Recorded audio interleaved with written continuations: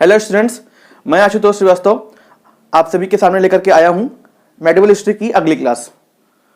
दोस्तों, आज हम लोग अपनी इस क्लास को आगे बढ़ाते हैं और आज हम लोग का जो टॉपिक है पिछली क्लास को ही हम लोग आगे कंटिन्यू कर रहे हैं और आज हम लोग बात करने वाले हैं बहुत इंपॉर्टेंट टॉपिक पर। दोस्तों, आज का जो टॉपिक है वो बहुत ज़्यादा इंटरेस्टिंग है।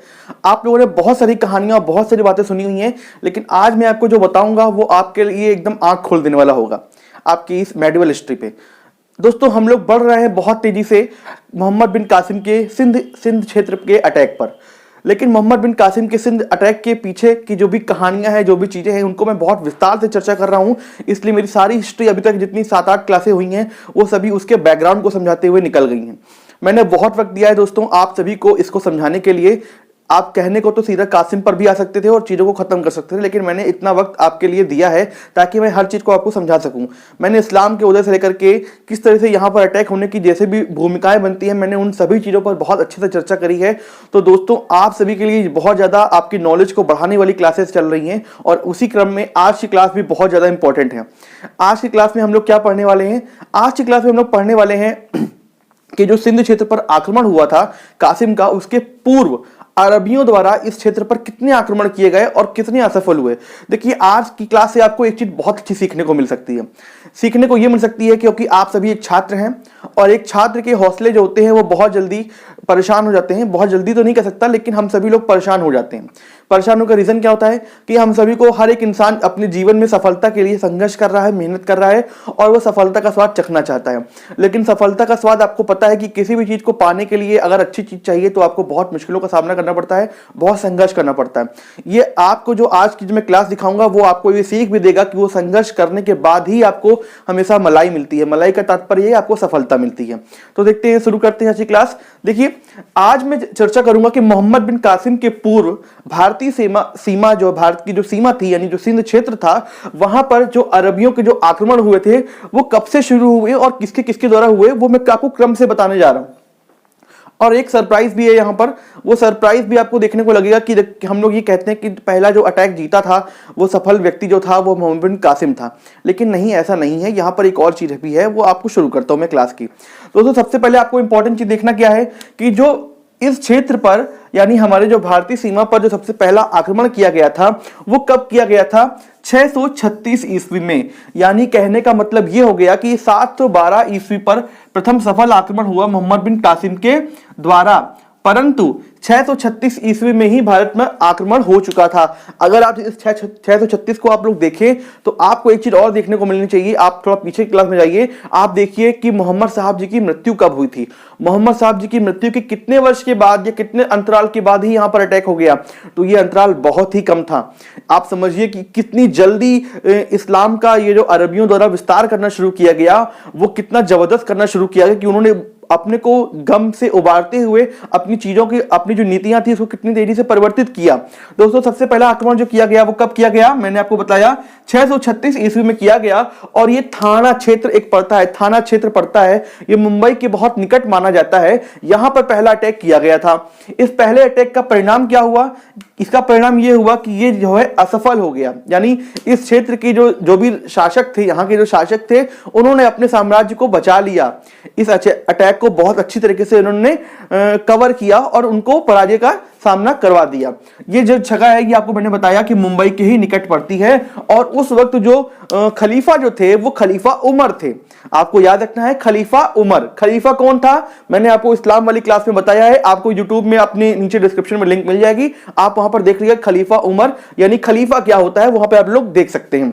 तो खलीफा उमर उस वक्त खलीफा हुआ करते थे, बगदाद में ये बैठा करते थे और वहां से इसको कंट्रोल कर रहे थे। उनके ही इशारों पर भारत में पहला आक्रमण किया गया था जो कि असफल हो गया।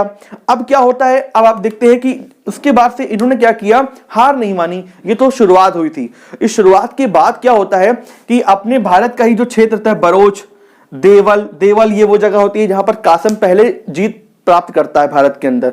तो देवल जो घाटी आपका एक बंदरगाह होता है, इसकी लोकेशन भी मैंने आपको दिखाई थी, मैप में आपको ये देखने को मिल जाएगी। मकरान, मकरान बलूचिस्तान का ही क्षेत्र माना जाता है, बलूचिस्तान का ही पड़ोसी जगह है और कई कई इतिहासकार इसको उसी का ही क्षेत्र मान लेते हैं। तो यहाँ पर अटैक किए, लगातार यहाँ पर आक्रमण किए गए, मतलब इन जगहों पर अटैक करने की कोशिश की गई। आप देखिए यहाँ पर जो देवल जगह होती है इसकी समुद्री सीमाएं हैं। इसका मतलब ये हुआ कि इन जगहों पर न केवल जल थल के द्वारा बल्कि जल के द्वारा भी आक्रमण किए गए, यानी वहां पर हार नहीं मानी अरबियों द्वारा और वो लगातार आक्रमण करते चले गए, न केवल जल के द्वारा बल्कि थल के भी द्वारा। तो वो उधर से भी अटैक करते थे और साथ ही समुद्री सीमाओं से भी अटैक किया जाता था। लेकिन जितने भी शासक थे वहां पर वो बहुत सचेत थे और अपनी सीमाओं को बहुत अच्छी तरीके से सुरक्षित कर रहे थे। देखिए हम सभी अपने भारतीय राजाओं के बारे में, भारतीय शासकों के बारे में बहुत अधिक बातें नहीं करते। ये हमारी वास्तविकता में ये हमारी एक कमी भी है कि हम लोग हमेशा महान के नाम पर अशोक की गिनती करते हैं, उसके बाद अकबर की गिनती करते हैं, परंतु हम लोग स्थानीय शासकों का जो है जिक्र करना भूल जाते हैं। हम लोग हमेशा ये कहते हैं कि भारत के शासक बहुत कमजोर थे, अरबियों द्वारा भारत पर अटैक किया गया और वो जीत गए, लेकिन ऐसा नहीं है। आप देखिए, खुद देख सकते हैं कि 636 ईस्वी में पहला आक्रमण किया गया, परंतु जो सफलता प्राप्त हुई वो 712 में हुई, यानी लगभग 70 से 75 साल का वक्त बीत गया और इतने वक्त बीतने के बाद उनको सफलता प्राप्त हुई। तो ये कहने वाली बात नहीं है। यहां पर शासकों की मजबूती आप देख सकते हैं, स्थानीय शासकों की मजबूती देख सकते हैं। यहां पर आने वाले क्लासों में हम बहुत सारे जबरदस्त शासकों का जिक्र भी करेंगे आपसे और उनकी कहानियां भी आपको बताएंगे। तो दोस्तों यहां पर इस प्रकार से ये दूसरा आक्रमण लगातार होते रहे, परंतु ये असफल होते गए। यहां पर एक और महत्वपूर्ण शासक, एक और आक्रमण होता है, वो जो आक्रमण करता होता है उसका नाम होता है अल हेरिस। आपको ये याद नहीं रखना है, लेकिन आपको दिमाग में रखना है इन चीजों को, आपके नोट्स में ये सब चीजें प्रॉपर्ली लिखी होनी चाहिए। 659 ईस्वी में फिर से देखिए एक और जोरदार आक्रमण होता है और यहां आक्रमण करने पर क्या होता है कि क्योंकि इतनी मेहनत करी तो उनको एक आंशिक सफलता मिलती है। यदि आपको किसी भी अंधेरे पर एक छोटी सी लौ जलती हुई दिख जाती तो आपको अपने आप आशा की किरण जग जाती है। आप कह सकते हैं कि ये एक आशा की किरण ही थी। क्यों? क्योंकि इतनी मेहनत करने के बाद, इतने सफल समय बीतने के बाद 559 ईस्वी में अल हेरिस नामक एक आक्रमणकारी को, अरब आक्रमणकारी को प्रथम आरंभिक सफलता मिलती है। ये आरंभिक सफलता बहुत क्षणिक होती है क्योंकि 59 के बाद, ये 3 साल के बाद, यानी 662 के समय पर ही ये असफलता इसको फिर मिल जाती है, मतलब ये हार जाता है। बहुत छोटी सी जगह को उसने जीता था अपने सीमाओं पर और इसके बाद पुनः ये हार को सामना करने को तैयार हो जाता है, या इसकी हार को सामना करना पड़ जाता है। ऐसी स्थिति पर क्या होता है, वो हार नहीं मानते क्योंकि उनको पता चल जाता है कि वो जीत सकते हैं। और एक बार फिर से भी ये समय आता है 664 में, यानी 2 साल के बाद अल मुहल्लब नामक एक और अरबी शासक भारत में अटैक करता है और अटैक करने के बाद क्या होता है, यहां पर ये फिर से असफल हो जाता है, यानी एक और असफलता इनको देखने को मिलती है। आप देख सकते हैं कौन कौन से लोग आ रहे हैं और कितनी इंपॉर्टेंट चीजें हो रही हैं। असफल हो गया एक और, फिर कुछ समय बाद एक और शासक आता है, एक और अरबी आता है, इसका नाम होता है अब्दुल्ला।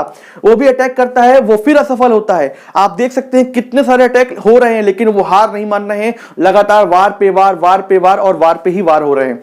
देखिए अब्दुल्ला ने अटैक किया, असफल। इसी वक्त पर एक और व्यक्ति आता है, इसका नाम होता है सिनान बिन सलामह। एक और अरबी व्यक्ति आता है, ये अटैक करता है, लेकिन इसे फिर इसको भी छोटी सी आंशिक सफलता प्राप्त होती है। ये भी एक छोटे से क्षेत्र को जीतने में सफल हो जाता है, यानी एक और छोटी सी सफलता। इसके बाद उनके हौसले बुलंद हो जाते हैं और वो अगला बार फिर से आक्रमण करने को तैयार होते हैं। अगली बार आक्रमण करने के लिए अल मुदीर नामक एक व्यक्ति आता है। दोस्तों आपको याद रखना है, मैंने यहां पर सारे शासकों के नाम बता दिए आपको। अल मुदीर नामक एक शासक और आता है, एक और अरबी व्यक्ति आता है और वो यहां पर आकर के अटैक करता है। अटैक करने का परिणाम फिर से वही जो पहले चला था, ढाक के 3 पात, असफलता, एक और असफलता। आपने अभी तक क्या देखा, आपने देखा कि एक सफलता जो छोटी सी मिली थी वो अल हेरिस को मिली थी और उसके बाद दूसरी सफलता मिलती है सिनान बिन सलामह को, वो भी छोटी सफलता, बाद में उसको फिर हार मिल जाती है। लेकिन क्या हो रहा है, कोई हार नहीं मान रहा। इसी का परिणाम होगा जो आपको आगे देखने को मिलता है। क्या होता है, अल मुदीर असफल होता है, पराजित होता है और वो वहां से चला जाता है। लेकिन जैसे ही वो जाता है, अब क्या होता है, 9वीं शताब्दी का समय शुरू हो चुका है और इब्न अल अरीहल बिहिट्टी, यही आपका सरप्राइज है दोस्तों, इब्न अल अरीहल बिहिट्टी, ये एक शासक आता है। ये भी एक अरबी व्यक्ति होता है और ये बहुत बड़े हुए हौसलों के साथ भारत की सीमाओं पर अटैक करता है। इसका अटैक करने का जो क्षेत्र होता है वो कहां पर होता है? ये होता है मकरान का क्षेत्र। मैंने आपको बताया कि यही वो क्षेत्र थे जहां पर ये लगातार अटैक कर रहे थे, क्योंकि यही वो सीमावर्ती क्षेत्र ही थे। यदि वो यहां पर प्रवेश करेंगे तो उनको सबसे पहले इन्हीं जगहों पर आना पड़ेगा। आपको वो मैप मैंने पहले दिखाया था, यहां पर आपको मैं फिर से वो मैप दिखा दूंगा ताकि आपको सब कुछ क्लियर हो जाए। मकरान का क्षेत्र मतलब बलूचिस्तान का क्षेत्र, और इन जगहों पर सबसे पहले आपको आना ही पड़ेगा, आपको सीमाओं से टकराना ही पड़ेगा और अपना आखिरी युद्ध भी करना पड़ेगा। मकरान का क्षेत्र क्यों प्रसिद्ध है? क्योंकि यहाँ की जो चट्टानें हैं, जो संगमरमर प्राप्त होती है कहते हैं, वो बहुत ही जबरदस्त और बहुत ही अच्छी मानी जाती है। तो क्या होता है कि यहाँ पर जब ये इब्न अल अरीहल बिहट्टी जो शासक होता है, ये यहाँ पर अटैक करता है, और उसके बाद क्या होता है, ये बहुत बड़ी चीज है। पहली सफलता, बड़ी सफलता प्राप्त होती है, वो होती है मकरान की विजय। यानी यहां पर क्या हुआ, मकरान को जीत लिया गया। एक पहला बड़ा क्षेत्र भारत की सीमा के अंदर, सिंध क्षेत्र की सीमाओं के अंदर मकरान को जीत लिया गया इसके द्वारा। इसका मतलब यह हो गया कि पहला जो सफलता आप सभी जो जिक्र करते हैं वो हम लोग कासिम को याद करते हैं, लेकिन हमें याद रखना चाहिए इसके पहले एक और व्यक्ति था जिसने इस जगह पर जीत करके अपने परचम को, यानी अरबी परचम को फहरा दिया था। लेकिन इसका जिक्र हम लोग क्यों नहीं करते हैं? इसका जिक्र हम लोग इसलिए नहीं करते क्योंकि ये भारतीय सीमा पर पूरी तरीके से सफलता को प्राप्त करने में असफल रहा था। इसने मकरान क्षेत्र को जीत करके वहां पर अपने अरबी परचम को फहरा दिया था। यानी एक जमीन दे दी थी, अन्य आने वाले जो पीढ़ियां थी उनको एक जमीन दे दी थी कि आप यहां पर आइए, ठहरिए और इसका फायदा उठाते हुए आगे बढ़िए। क्योंकि उसके पहले जो भी अटैक होते थे वो डायरेक्टली वहीं से तैयार करके आते थे, परंतु अब क्या हो गया, उनको उन सीमाओं के पास में ही एक जगह मिल गई, और ये जगह छोटी मोटी नहीं थी, ये बहुत बड़ी जगह थी। इसका ही फायदा हुआ किसको? कासिम को। क्योंकि जब कासिम अटैक करने के लिए आता है तो वो यहां पर रेस्ट करता है, रुकता है, अपने को डेवलप करता है, अपनी तैयारियां करता है और फिर अटैक करता है, तो उसको उसका फायदा भी मिलता है। तो यही वो बड़ी विजय थी जिसकी मैं बात कर रहा हूं। क्या होता है, ये एक बड़े विजय का, फ्यूचर का द्वार खुल जाता है। और आपको याद रखना है कि वो व्यक्ति कौन था? वो व्यक्ति था इब्न अल अरीहल बिहट्टी। ये पहला व्यक्ति था। यदि आप लोग बड़े एग्जाम की प्रिपरेशन कर रहे हैं तो आपको याद रखना है, ये एग्जाम में क्वेश्चन आपसे पूछा जा सकता है।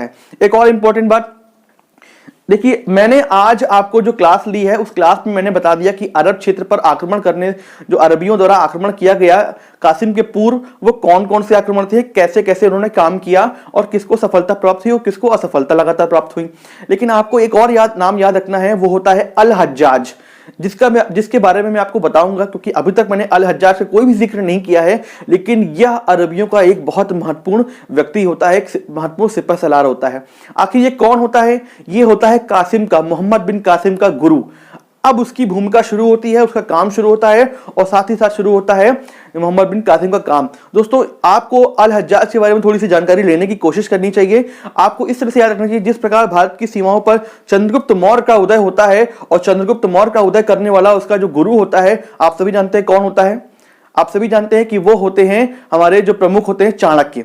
बिल्कुल उसी प्रकार से अल हज्जाज अपने एक छोटे से सेनानी को पैदा करता है, बड़ा करता है, उसको सिखाता है युद्ध की नीतियां, और 17 साल की उम्र में भारतीय सीमाओं पर आक्रमण करने के लिए तैयार कर देता है। 17 साल की उम्र में एक बच्चा भारतीय सीमाओं पर आक्रमण करता है और विजय प्राप्त कर लेता है, क्योंकि उसका जो गुरु होता है वो अल हज्जाज होता है। अल हज्जाज ही दामाद होते हैं मोहम्मद बिन कासिम, अल हज्जाज के ही दामाद होते हैं मोहम्मद बिन कासिम, और उनके ही कहने पर यह भारत में आक्रमण करता है। तो दोस्तों, इसके बारे में आपको अगली क्लास में बताऊंगा। अल हज्जाज कौन था, मोहम्मद बिन कासिम ने भारतीय सीमा पर अटैक किस तरह से किया था, उसकी नीतियां कैसी थी, किस प्रकार वो जीतते हुए आगे बढ़ता है, आगे जो महत्वपूर्ण की जो विजय होती है वो देवल की विजय होती है, वो कैसे प्राप्त करता है, देवल के बाद भारतीय की जो अंदर सिंध की सीमाएं होती हैं वो कैसे जीतता है, और फिर वो मुल्तान तक कैसे पहुंचता है। अगली क्लास बहुत इंटरेस्टिंग होने वाली है। आपको आज की क्लास कैसी लगी आप लोग कमेंट बॉक्स में जरूर बताइएगा। अगर कोई भी डाउट हो तो वो भी कमेंट बॉक्स में जरूर पूछिएगा। मिलते हैं दोस्तों अगली क्लास में। जय हिंद।